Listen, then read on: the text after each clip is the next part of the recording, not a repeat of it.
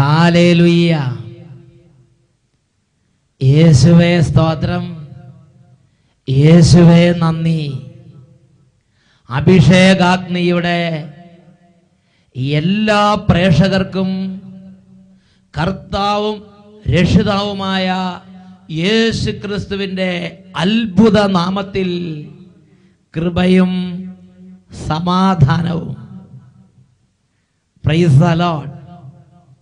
ഇന്ന് നാം ചിന്തിക്കുന്ന വിഷയം ദൈവത്തിൻ്റെ ആത്മാവിൻ്റെ മുമ്പിൽ ശിരസ് നമിക്കുക എന്നതിനെ കുറിച്ചാണ്. റോമാ ലേഖനത്തിൽ 11-ാം അധ്യായം 33-ഉം 34-ഉം തിരുലിഖിതങ്ങൾ. ദൈവത്തിൻ്റെ ജ്ഞാനത്തിൻ്റെയും അറിവിൻ്റെയും സമ്പത്തിൻ്റെയും ആഴം, അവിടുത്തെ വിധികൾ എത്ര ദുർജ്ഞേയം, അവിടുത്തെ വഴികൾ എത്ര ദുർഗ്രഹം. ഏത് ഉപദേശകൻ അവിടുത്തേക്ക് ഉപദേഷ്ടാവാകും? എന്തെന്നാൽ അവിടുത്തെ മനസ്സ് അറിഞ്ഞവൻ ആര്? ഹല്ലേലൂയ. പ്രിയപ്പെട്ട ദൈവമക്കളെ, ഇതാ ലോകത്തിൻ്റെ നാനാഭാഗങ്ങളിൽ നിന്ന് ഈ മണിക്കൂറിൽ സ്വർഗത്തിൻ്റെ വചനത്തിൻ്റെ അഭിഷേകത്താൽ ഞാനും നിങ്ങളും ആനന്ദപൂരിതരാകാൻ എന്നെയും നിങ്ങളെയും സ്വർഗം തൊട്ടു വിളിക്കുകയാണ്. സ്വർഗത്തിൻ്റെ അത്ഭുതമായ ഇടപെടൽ ഇതാ ഇവിടെ സംഭവിക്കുകയാണ്. കഴിഞ്ഞ നാളുകളിൽ ഇതുപോലൊരു അനുഭവം ലഭിച്ച ഒരു വ്യക്തിയുടെ അനുഭവം നിങ്ങളുടെ ശ്രദ്ധയിലേക്ക് കൊണ്ടുവരികയാണ്. ജർമ്മനിയിൽ വർഷങ്ങളായി താമസിക്കുന്ന ഒരു പ്രവാസി മലയാളിയാണ് ഞാൻ. എനിക്ക് സെഗിയോൻ ധ്യാന കേന്ദ്രത്തിലെ ടെലിവിഷൻ ശുശ്രൂഷകളുടെ ഓൺലൈൻ പ്രോഗ്രാം കാണാൻ ദൈവം അനുഗ്രഹം തന്നു. കുറച്ചും കൂടി വിശദമായി പറഞ്ഞാൽ, ഏകദേശം 6 മാസങ്ങൾക്ക് മുമ്പാണ് ആദ്യമായി സെഹിയോനിൽ നിന്നുള്ള ടെലിവിഷൻ പ്രോഗ്രാമുകളുടെ ഓൺലൈൻ വീഡിയോ സെഹിയോന്റെ വെബ്സൈറ്റിൽ കാണുവാൻ ഇടയായത്. എൻ്റെ സഹോദരിയുടെ മകളാണ് ഇതിനെക്കുറിച്ച് ആദ്യമായി എന്നോട് പറഞ്ഞത്. കർത്താവ് അത്ഭുതകരമായി ഇടപെടുന്ന ഈ ശുശ്രൂഷകളെക്കുറിച്ച് ഇത്രയും താമസിച്ചാണല്ലോ ഞാൻ അറിഞ്ഞത് എന്നോർത്ത് ഇപ്പോൾ എൻ്റെ ഹൃദയത്തിൽ ഞാൻ പശ്ചാത്തപിക്കുകയാണ്. എങ്കിലും അവസാനം വരുന്നവർക്കും കരുണയോടെ വാരിക്കോരി നൽകുന്ന നല്ലവനായ ദൈവത്തെയാണ് ഈ ശുശ്രൂഷയുടെ സമയത്ത് എനിക്ക് അനുഭവിക്കാൻ സാധിച്ചത്. എൻ്റെ അനുഭവം ഇതാണ്. ഞാൻ ഓൺലൈനിൽ സെഗിയോൻ ധ്യാന കേന്ദ്രത്തിൽ നിന്നുള്ള ദൈവവചന ശുശ്രൂഷകളിൽ പങ്കുചേർന്നുകൊണ്ടിരുന്നപ്പോൾ ദൈവത്തിൻ്റെ അത്ഭുതകരമായ ശക്തി എൻ്റെ മേൽ ശക്തമായി വ്യാപരിച്ച്, വർഷങ്ങളായി മദ്യപിക്കുകയും വൈൻ കുടിക്കുകയും ചെയ്യുന്ന ആ ഒരു പ്രത്യേക ലിക്കറിൻ്റെ അടിമത്തം എൻ്റെ ജീവിതത്തിൽ നിന്ന് എന്നേക്കുമായി കഴുകപ്പെട്ടു. ഇന്ന് ഒരു തുള്ളി മദ്യം കഴിക്കണമെന്ന് ആഗ്രഹമില്ലാത്ത വിധം എൻ്റെ മനസ്സും ശരീരവും വ്യത്യാസപ്പെട്ടിരിക്കുകയാണ്. കരുണയുടെ രാജാവായ യേശു മിശിഹായെ ഞാൻ കോടാനുകോടി നന്ദിയോടെ സ്തുതിയും പുകഴ്ചകളും അർപ്പിച്ച് ആരാധിക്കുന്നു. ഹല്ലേലൂയ. വീട്ടിലിരുന്ന് ഓൺലൈനിലൂടെ ടെലിവിഷൻ പ്രോഗ്രാം കണ്ടുകൊണ്ടിരുന്ന ഈ മനുഷ്യൻ വർഷങ്ങളായി മദ്യത്തിനും ലഹരിക്കും വൈൻ കുടിച്ചും അതിനടിമപ്പെട്ടിരുന്ന മനുഷ്യൻ വചനം കേട്ടുകൊണ്ടിരുന്നപ്പോൾ ദൈവശക്തി ശരീരത്തിലേക്ക് പ്രവഹിച്ചു. വലിയൊരു വിടുതൽ ശരീരത്തിൽ സംഭവിച്ചു. ഇന്ന് ഒരു തുള്ളി മദ്യം കുടിക്കാൻ താല്പര്യമില്ലാത്ത വിധം വ്യത്യാസപ്പെട്ടൊരു ജീവിതം നയിക്കുന്നതായി ജർമ്മനിയിൽ നിന്ന് ഇതാ എൻ്റെയും നിങ്ങളുടെയും പരിഗണനയ്ക്ക് വേണ്ടി അദ്ദേഹം എഴുതി അറിയിച്ചിരിക്കുകയാണ്. ഹല്ലേലൂയ. ഈ നിമിഷങ്ങളിൽ നമുക്ക് 2 കാര്യങ്ങളെ സ്വർഗത്തിലേക്ക് ഉയർത്താം. മകനെ, മകളെ, നീ ലോകത്തിന്റെ ഏത് കോണിലിരുന്നാണ് ഈ വചന ശുശ്രൂഷകളിൽ പങ്കുചേരുന്നെങ്കിലും, ജീവിതത്തിന്റെ ഏതൊരു സങ്കീർണ അവസ്ഥകളിൽ ഇരുന്നാണ് ഇപ്പോൾ ഈ പ്രാർത്ഥനയിൽ നീ പങ്കുചേരുന്നെങ്കിലും, നീ യേശു ക്രിസ്തുവിന്റെ നാമത്തിൽ ഒരു കാര്യം അറിയുക. അവിടുത്തെ നാമം വിളിച്ചപേക്ഷിക്കുന്നവരുടെ മേൽ അവിടുന്ന് തന്റെ സമ്പത്ത് വർഷിക്കും. പരിശുദ്ധാത്മാവിന്റെ ശക്തി അത്ഭുതമായി വ്യാപരിക്കുമ്പോൾ ബുദ്ധിമണ്ഡലത്തിലുള്ള എല്ലാ മൂഢതകളും വിട്ടുപോകും, എല്ലാ അന്ധകാരങ്ങളും മാറും. പൈശാചിക പീഡകൾ കൂട്ടത്തോടെ ഈ നിമിഷം കുടുംബങ്ങളിൽ നിന്ന് വിട്ടൊഴിഞ്ഞു പോകും. കരങ്ങൾ ഉയർത്തി സ്തുതിക്കട്ടെ. Hallelujah, hallelujah, hallelujah. ഓ ദൈവമേ, അങ്ങയുടെ ജ്ഞാനത്തിന്റെയും അറിവിന്റെയും ആത്മാവിനെ അയക്കണമേ, വിവേകത്തിന്റെയും വിജ്ഞാനത്തിന്റെയും ആത്മാവിനെ അയക്കണമേ. ഈ നിമിഷം ഹൃദയം തുറന്ന് സ്വർഗത്തോട് സകല കർത്താവേ നിന്നാത്മാവാ നിറച്ചിടണേ പ്രാർത്ഥിക്കുന്നു. കർത്താവേ നിന്നാത്മാവാ നിറച്ചിടണേ കരങ്ങൾ ഉയർത്തി കരഞ്ഞു നിലവിളിക്കുന്നു. ജലത്താൽ കവിഞ്ഞിടും പോലെ ജ്ഞാനത്താൽ നിറച്ചിടണേ പ്രാർത്ഥിക്കുന്നു. സമുദ്രം ജലത്താൽ കവിഞ്ഞിടും പോലെ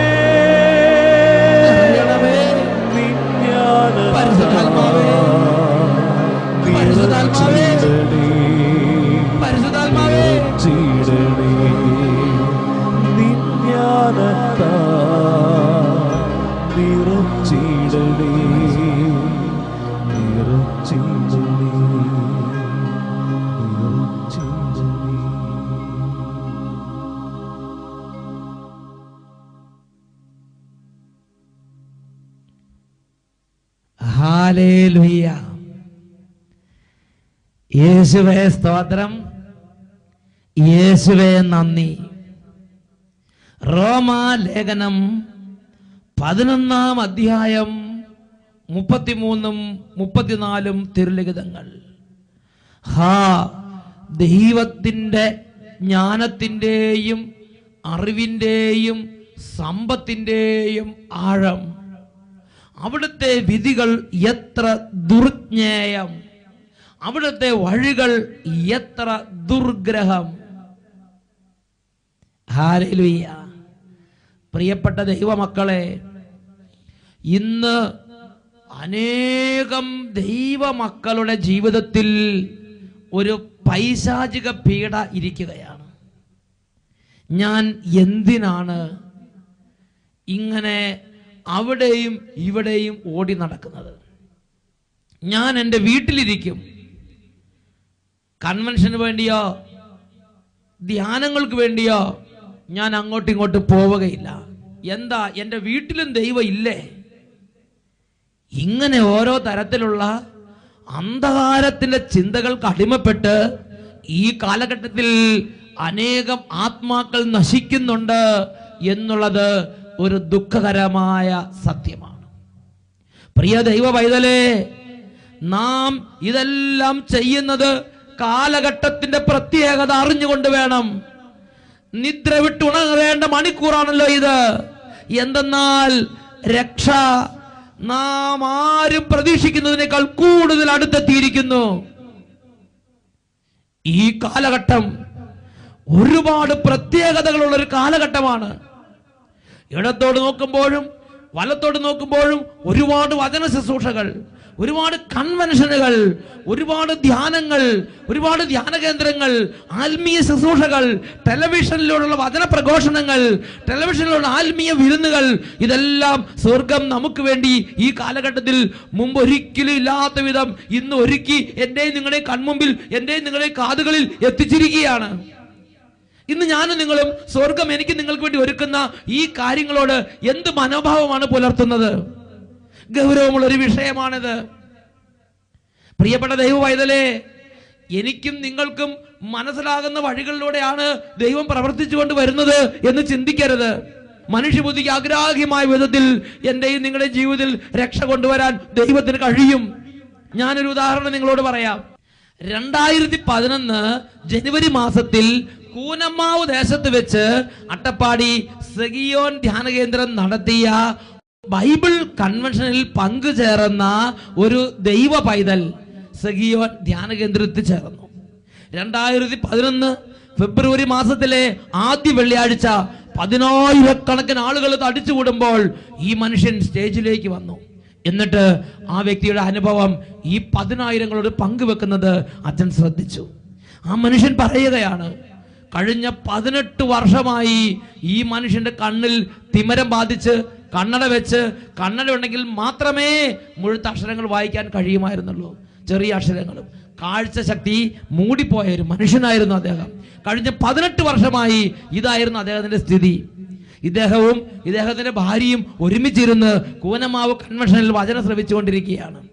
അപ്പോൾ സ്റ്റേജിൽ നിന്ന് അച്ഛൻ ശുശ്രൂഷ കഴിഞ്ഞ് മാറിയപ്പോൾ അച്ഛൻ്റെ സഹശുശ്രൂഷകനായ സാബു ബ്രദർ ചില അനൗൺസ്മെന്റുകൾ കൊടുത്ത്, അതിലൊരു അനൗൺസ്മെന്റ് ഇതായിരുന്നു: 2011 ജനുവരി മാസത്തിൽ അടുത്ത ആഴ്ച സെഹിയോൺ ടീം ന്യൂസിലൻഡിലേക്ക് ദൈവവചനവുമായി കൺവെൻഷന് വേണ്ടി കടന്നു പോകുന്നു, നിങ്ങൾ പ്രാർത്ഥിക്കണം. ഈ നിർദ്ദേശം കൊടുത്തുകൊണ്ടിരിക്കുകയാണ്. പെട്ടെന്ന് ഇത് കേട്ടുകൊണ്ടിരുന്നപ്പോൾ ഈ മനുഷ്യന്റെ ശരീരത്തിലേക്ക് ദൈവശക്തി വ്യാപരിച്ചു.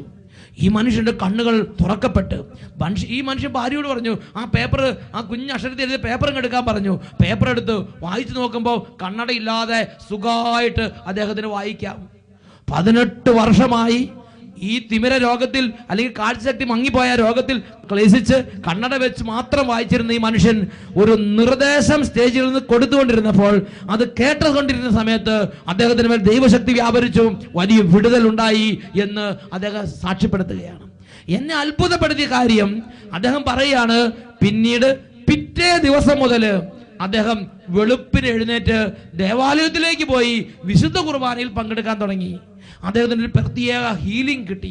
അദ്ദേഹത്തിന് കൂദാശ ജീവിതത്തോടൊരു താല്പര്യം, ആത്മീയ ബന്ധനം അഴിഞ്ഞ് വലിയൊരു വിടുതൽ അദ്ദേഹത്തിന്റെ ജീവിതത്തിൽ സംഭവിച്ചു. അദ്ദേഹം പറയാണ്, അദ്ദേഹം ഇപ്പോൾ ഡെയിലി വെളുപ്പിന് എഴുന്നേറ്റ് ദേവാലയത്തിലേക്ക് വിശുദ്ധ കൂദാശകൾക്ക് വേണ്ടി കടന്നു പോവുകയാണ്. ഇതിനു മുമ്പ് ആ ശീലം അദ്ദേഹത്തിന് ഉണ്ടായിരുന്നില്ല. ഹല്ലേലൂയ. ഇതെല്ലാം കേട്ട് കഴിഞ്ഞപ്പോ ഞാൻ ചിന്തിച്ചൊരു കാര്യമുണ്ട്. ഈ മനുഷ്യൻ, ആ മനുഷ്യന്റെ ദേശത്ത്, കൂനമാവ് പ്രദേശത്ത് ദൈവവചന ശുശ്രൂഷയുമായി ഈ ടീം ചെന്നപ്പോൾ ആ മനുഷ്യൻ ചിന്തിക്കുകയാണ്, ഞാൻ 55-60 വയസ്സായ മനുഷ്യനാണ്, ഞാൻ ഇതിനു മുമ്പ് പല ധ്യാനങ്ങളും കൂടിയിട്ടുള്ളതാണ്, എപ്പോഴും അങ്ങനെ കൂടേണ്ട കാര്യമൊന്നുമില്ല, ചെണ്ടപ്പുറത്ത് കോലും ഒക്കെ ഓടിപ്പോകേണ്ട ആവശ്യമൊന്നുമില്ല, ഞാൻ പോയില്ലെങ്കിലും കുഴപ്പമൊന്നുമില്ല, ഇത് ഇടവകയുടെ ധ്യാനമൊന്നും അല്ലല്ലോ, ഇത് കൺവെൻഷൻ അല്ലേ, ഇഷ്ടമുള്ളവരൊക്കെ പോയി കൂടട്ടെ. അങ്ങനെ ചിന്തിച്ച് അദ്ദേഹത്തിന്റെ ഭവനത്തിൽ ഇരുന്നിരുന്നെങ്കിൽ ഈ രക്ഷയുടെ അനുഭവം ഉണ്ടാകുമായിരുന്നോ? വർഷങ്ങളായി അദ്ദേഹത്തെ ബന്ധിച്ചിടുന്ന രോഗത്തിന് കെട്ടുകൾ അഴിയുമായിരുന്നോ? അദ്ദേഹത്തിന് ആത്മീയ ജീവിതത്തിൽ അദ്ദേഹത്തെ സ്വർഗത്തിലേക്ക് നയിക്കാൻ അദ്ദേഹത്തിന് വിശുദ്ധ കൂദാശകളോടും യേശുക്രിസ്തുവിന്റെ സഭയിലെ ശുശ്രൂഷകളോടുമുള്ള ആ ഒരു ആന്തരിക തുറവി, പരിശുദ്ധാത്മാവിന്റെ ഇടപെടൽ വഴിയുള്ള ആന്തരിക തുറവി അദ്ദേഹത്തിന് ലഭിക്കുമായിരുന്നോ? ഇതെല്ലാം അദ്ദേഹത്തിന് ലഭിക്കാൻ കാരണം എന്താ? അദ്ദേഹം ദൈവത്തിന്റെ ശുശ്രൂഷകളോട് ഹൃദയം തുറന്ന് സഹകരിച്ചു എന്ന ഒരൊറ്റ കാരണത്തിന്മേൽ ദൈവം ബ്ലെസ് ചെയ്തതാണ്. ഹല്ലേലൂയ. റോമാലേഖനത്തിൽ 11-ാം അധ്യായത്തിൽ 33-ാം തിരുലിഖിതം, ദൈവത്തിന്റെ വഴികൾ എത്ര ദുർഗ്രഹം, അവിടുത്തെ വിധികൾ എത്ര ദുർജ്ഞേയം. ജോബിന്റെ പുസ്തകത്തിൽ 14-ാം അധ്യായത്തിൽ 4-ാം തിരുലിഖിതം, അശുദ്ധിയിൽ നിന്ന് വിശുദ്ധിയെ ഉണ്ടാക്കാൻ കഴിയുമോ? അശുദ്ധിയിൽ നിന്ന് വിശുദ്ധിയെ ഉണ്ടാക്കാൻ ആർക്ക് കഴിയും? ദൈവത്തിന് കഴിയും. ഹല്ലേലൂയ. പ്രിയപ്പെട്ട സഹോദരങ്ങളെ, ദൈവത്തിന്റെ ശക്തിയെ ഞാനും നിങ്ങൾ തുച്ഛീകരിക്കരുത്. വിശുദ്ധ ലിഖിതത്തിൽ ഒരുപാട് സംഭവങ്ങൾ ഞാനും നിങ്ങളും ദൈവം വരുമ്പോൾ, ദൈവത്തിന്റെ ഇടപെടൽ ഉണ്ടാകുമ്പോൾ, ദൈവം എനിക്ക് നിങ്ങൾക്ക് വേണ്ടി ശുശ്രൂഷകൾ ഒരുക്കുമ്പോൾ ഞാനും നിങ്ങളും ആ ശുശ്രൂഷകളിലേക്ക് പോകണം എന്ന് നമുക്ക് പ്രബോധനം തരുന്ന ഒരുപാട് സംഭവങ്ങൾ ബൈബിളിലുണ്ട്. അതിലൊരു സംഭവമാണ് എസെക്കിയേൽ പ്രവചനത്തിൽ 37-ാമത്തെ അധ്യായത്തിൽ ദൈവം തന്റെ ദാസനായ പ്രവാചകനെ വരണ്ട അസ്ഥികളുടെ താഴ്വരയിലേക്ക് കൊണ്ടുവരികയാണ്.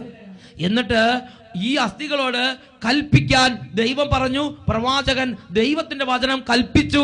വരണ്ട അസ്ഥികൾ ജീവൻ പ്രാപിച്ചു എഴുന്നേറ്റ് നിന്നു. ഈ അസ്ഥികളുടെ മേൽ ഞരമ്പുകളും മാംസങ്ങളും തൊലിയെല്ലാം വന്ന് നിറഞ്ഞു. എന്നിട്ട് ദൈവം ചോദിച്ചു, പ്രവാചക, മനുഷ്യപുത്ര, ഈ അസ്ഥികൾക്ക് ജീവിക്കാൻ കഴിയുമോ? ദൈവം പറഞ്ഞു, 4 ദിക്കുകളിൽ നിന്ന് ജീവശ്വാസത്തോട് ഇവരുടെ മേൽ വന്ന് വീശുക എന്ന് പറയുക. അതിൻ പ്രകാരം പ്രവാചകൻ അങ്ങനെ ചെയ്തു.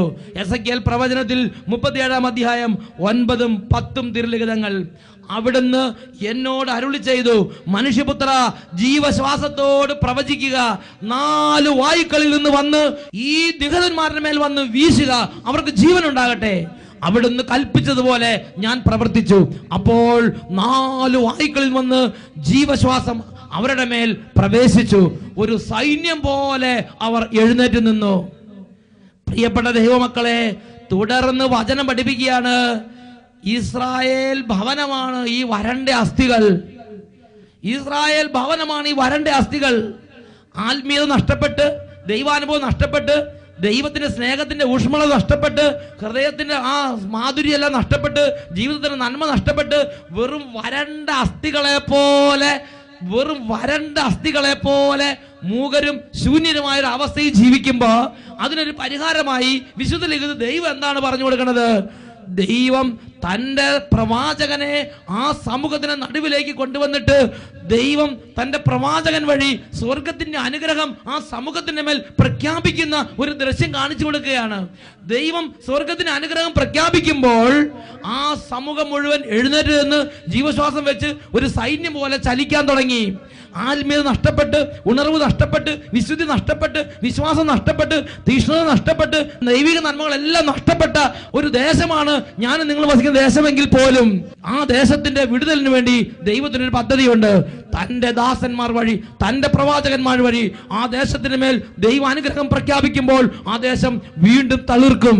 അതുകൊണ്ട് പ്രഭാഷകന്റെ പുസ്തകം 50-ാം അധ്യായം 20-21 വാക്യങ്ങളിൽ പ്രധാന പുരോഹിതനായ ശിമയോൻ ദൈവജനത്തിന് വേണ്ടി ചെയ്യുന്ന ഒരു കാര്യത്തെക്കുറിച്ച് പ്രതിപാദിച്ചിട്ടുണ്ട്.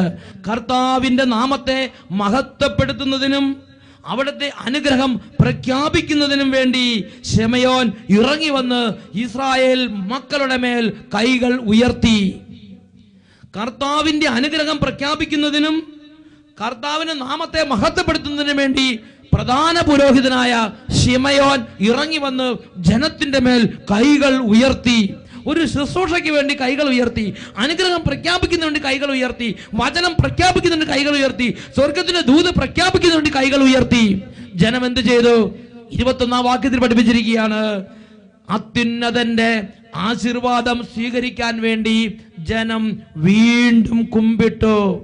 അത്യുന്നതന്റെ അനുഗ്രഹം സ്വീകരിക്കാൻ, അത്യുന്നതന്റെ അഭിഷേകം സ്വീകരിക്കാൻ, അത്യുന്നതന്റെ ആശീർവാദം സ്വീകരിക്കാൻ ജനം വീണ്ടും കുമ്പിട്ടു. ദൈവം തന്റെ പ്രിയ മക്കളിൽ നിന്ന് പ്രതീക്ഷിക്കുന്നത് ദൈവത്തിന്റെ രാജ്യത്തിന്റെ ശുശ്രൂഷകളോട് ഹൃദയം തുറന്ന് സ്വീകരിക്കണം എന്നുള്ളതാണ്. ഹല്ലേലൂയ. അപ്പോസ്തല പ്രവർത്തനം 10-ാം അധ്യായത്തിൽ കൊർന്നേലിയുസിന്റെ ഭവനത്തിൽ ഒരുമിച്ച് കൂടിയ നാനാജാതി മതസ്ഥരെ കുറിച്ച് കാണുന്നുണ്ട്. വിശ്വാസികളും യഹൂദന്മാരും മാത്രമല്ല, നാനാജാതി മതസ്ഥര് കൊർന്നേലിയുസിന്റെ വീട്ടിൽ ഒരുമിച്ച് കൂടിയിരിക്കുകയാണ്. പത്രോസ്ലീഹായെ ആളയച്ച് വരുത്താൻ സ്വർഗത്തിൽ ദൂതൻ വന്ന് അവരോട് നിർദ്ദേശിക്കുകയാണ്. എന്തിനു വേണ്ടിയിട്ടാ? ആ ജനത്തിന് വേണ്ടി ഒരു ശുശ്രൂഷ ചെയ്യാൻ. അങ്ങനെ പത്രോസ്ലീഹായെ ദൂതന്റെ നിർദ്ദേശപ്രകാരം അവർ ആളയച്ച് വരുത്തി. പത്രോസ്ലീഹാ വന്ന് വചനം പ്രസംഗിച്ചു. അപ്പോസ്തല പ്രവർത്തനം 10-ാം അധ്യായം 44-ാം വാക്യം പഠിപ്പിക്കുകയാണ്. പത്രോസ് ഇത് പറഞ്ഞുകൊണ്ടിരിക്കുമ്പോൾ കേട്ടുകൊണ്ടിരുന്ന എല്ലാവരുടെ മേലും പരിശുദ്ധാത്മാവ് വന്നു. വിജാതിയുടെ മേൽ പോലും ആത്മാവിന്റെ ദാനം വർഷിക്കപ്പെട്ടത് കണ്ട് അവർ വിസ്മയിച്ച്. പ്രിയപ്പെട്ട സഹോദരങ്ങളെ, ആ ജനം ഒരു ശുശ്രൂഷ സ്വീകരിക്കണമെന്ന് സ്വർഗ്ഗം ആഗ്രഹിച്ച്, അതുകൊണ്ട് ഒരു ദൂതനെ അയച്ചിട്ട് പറഞ്ഞു, നിങ്ങൾ പത്രോസ് എന്ന് പറഞ്ഞ ശുശ്രൂഷകനുണ്ട്, അദ്ദേഹത്തെ വിളിച്ച് ഒരു ശുശ്രൂഷ വെക്കുക. പത്രോസ് വന്ന് ശുശ്രൂഷ ചെയ്തു. ജനം അഭിഷേകത്താൽ പൂരിതമായി. Praise the lord. ഹല്ലേലൂയ. പ്രിയപ്പെട്ട ദൈവമക്കളെ, എന്റെയും നിങ്ങളുടെ ദേശത്ത് ഒരു ശുശ്രൂഷ വരുമ്പോൾ, എൻ്റെ നിങ്ങളുടെ കാലഘട്ടത്തിൽ ടെലിവിഷനിൽ ഒരു ശുശ്രൂഷ തരുമ്പോൾ ഞാനും നിങ്ങളും വീണ്ടും സ്വർഗത്തിന്റെ അഭിഷേകത്താൽ കുളിർക്കണം, തളിർക്കണമെന്ന് സ്വർഗം ആഗ്രഹിക്കുന്നതുകൊണ്ടാണ് ഇത് എൻ്റെ നിങ്ങളുടെ കാലഘട്ടത്തിൽ സംഭവിച്ചുകൊണ്ടിരിക്കുന്നത്. നമുക്ക് എഴുന്നേറ്റ് നിൽക്കാം, രണ്ട് കരങ്ങൾ തുറന്നു പിടിക്കാം, സ്വർഗത്തോട് നമുക്ക് പ്രാർത്ഥിക്കാം. ഓ ദൈവമേ, ആത്മാവിന്റെ ജ്ഞാനം, ആത്മാവിന്റെ അഭിഷേകം നമ്മുടെ മേൽ ഇപ്പോൾ വ്യാപരിക്കട്ടെ. ജ്ഞാനം, ശക്തി, വിവേകം, ഭക്തി നമ്മിൽ മഴ പോൽ ചൊരിയിടണേ. ജ്ഞാനം, ശക്തി, വിവേകം, ഭക്തി നമ്മിൽ മഴ പോൽ ചൊരിയിടണേ. കർത്താവേ, ആത്മാവിനെ അയക്കണമേ. നിറച്ചിടണേ, വിട്ടുമാറി പോകട്ടെ. കർത്താവേ, നിന്നാത്മാവാ നിറച്ചിടണേ, നിറച്ചിടണേ, നിറച്ചിടണേ, നിറച്ചിടണേ, നിറച്ചിടണേ.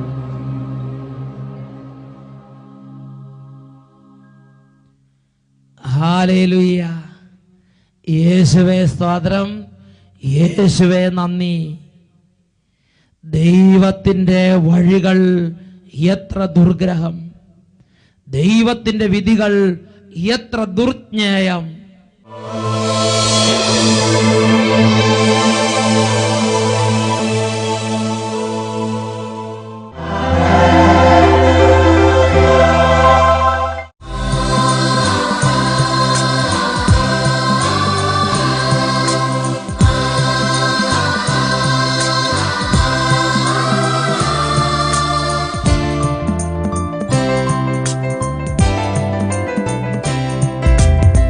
സ്വർഗം തുറന്ന് നാഥനെഴുന്നള്ളും ഈ നിമിഷം പുണ്യ നിമിഷം. സ്വർഗം തുറന്ന് നാഥനെഴുന്നള്ളും ഈ നിമിഷം പുണ്യ നിമിഷം. ജീവനായെഴുന്നള്ളും നാഥനെ ഏകാമങ്ങേക്കാരാധന. ജീവനായെഴുന്നള്ളും നാഥനെ ഏകാമങ്ങേക്കാരാധന. ആരാധന ആരാധന വിണ്ണിലെ രാജകുമാര. ആരാധന ആരാധന വിണ്ണിലെ രാജകുമാര. സങ്കീർത്തന പുസ്തകത്തിൽ 34 അധ്യായത്തിൽ 18 തിരുലിഖിതം, ഹൃദയം നുറുങ്ങിയവർക്ക് കർത്താവ് സമീപസ്ഥനാണ്, മനമുരുകിയവരെ അവിടുന്ന് രക്ഷിക്കുന്നു. മകനെ, മകളെ, ജീവിതത്തിൽ ഒരു വ്യത്യാസം വരുത്താൻ നീ ആഗ്രഹിക്കുന്നുവോ? എങ്കിൽ ഇപ്പോൾ കണ്ണടച്ച് കരങ്ങൾ നെഞ്ചോട് ചേർത്ത് വെച്ച് ദൈവമായ കർത്താവിന് മുമ്പിൽ എളിമപ്പെട്ട് ജീവിതത്തിൽ ദൈവത്തോട് കാണിച്ച ധിക്കാരത്തെ ഓർത്ത് മാപ്പ് ചോദിച്ച് അനുദപിച്ച് പ്രാർത്ഥിക്കട്ടെ. കരയാനെനിക്കൊരു കരളേകുനാഥ, കരയെല്ലാം കഴുകിടുവാ. വരമേകുനാഥ, കൃപയേകുനാഥ, അനുതാപ പൂരിതനാകാ. കരയാനെനിക്കൊരു കരളേകുനാഥ, കരയെല്ലാം കഴുകിടുവാ. വരമേകുനാഥ, കൃപയേകുനാഥ, അനുതാപ പൂരിതനാകാ.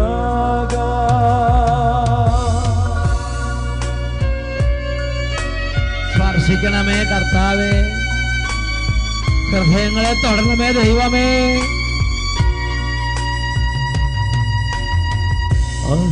അഹങ്കാരമോടെ ഞാൻ നടന്നു, ആസക്തിയാലേ ഞാൻ വലഞ്ഞു. അലിവോടെ എന്നെ ഒന്നു തൊട്ടാ, അനുതാപമോടെ ഉള്ളുരുകും. കരങ്ങൾ ഉയർത്തി ഉറക്കെ വിളിക്കുന്നു യേശുവേ. ഉറക്കെ ഉറക്കെ വിളിക്കട്ടെ. ഹൃദയം നുറുങ്ങി വിളിക്കുന്നു യേശുവേ, യേശുവേ, യേശുവേ. സ്പർശിക്കണമേ, ഇടപെടണമേ. ഹല്ലേലൂയ, ഹല്ലേലൂയ. യേശുവേ, യേശുവേ, യേശുവേ, യേശുവേ,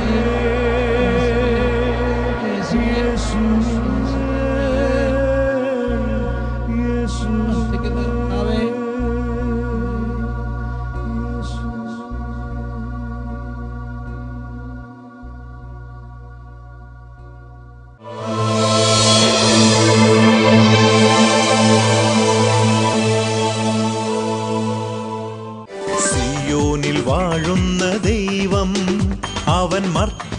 കാക്കുന്ന ദൈവം, വഴിയും സത്യവും ജീവനും ആകുന്ന ദൈവം, സിയോനിൽ വാഴുന്ന ദൈവം, അവൻ മർത്യനെ കാക്കുന്ന ദൈവം, വഴിയും സത്യം